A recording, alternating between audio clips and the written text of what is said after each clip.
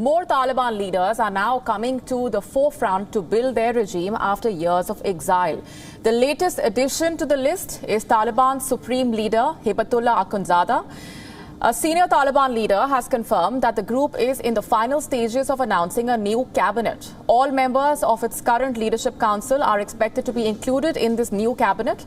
Taliban's Supreme Commander Hibatullah Akhundzada is holding the consultations in Kandahar along with his deputies Sirajuddin Haqqani, the head of the Haqqani network, and Mullah Muhammad Yaqub, the son of the Taliban founder Mullah Omar. Another senior Taliban leader has confirmed that currently the Taliban leadership is consulting different ethnic groups, political parties, and within the Islamic Emirate about forming a government. According to the Taliban spokesman Zabiullah Mujahid, the process is near completion, adding that the leadership has assigned Deputy Chief Sirajuddin Haqqani and the other Deputy Chief Mullah Muhammad Yaqub to finalize the names for this cabinet. The cabinet could have more than 26 members and might include people other than the leadership council members. The final approval of the names would come from Akhundzada himself.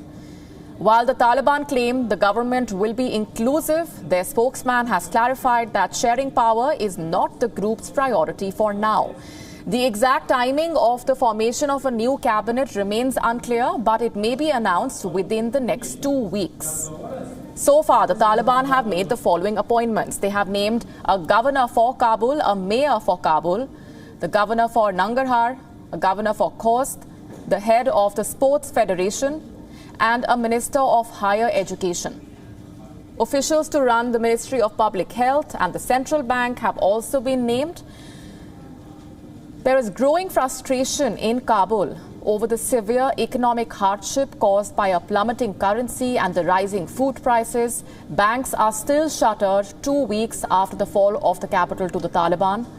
On Saturday, a statement from the Taliban said that banks were ordered to reopen with a weekly limit on withdrawals of $200 or 20,000 Afghanis.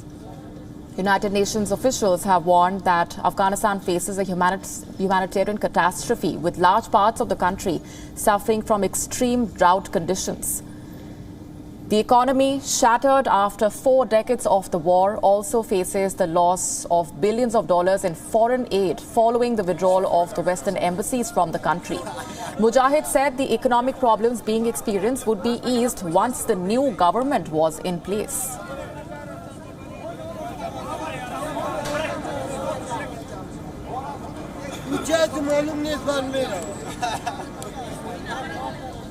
WION now available in your country. Download the app now. Get all the news on the move.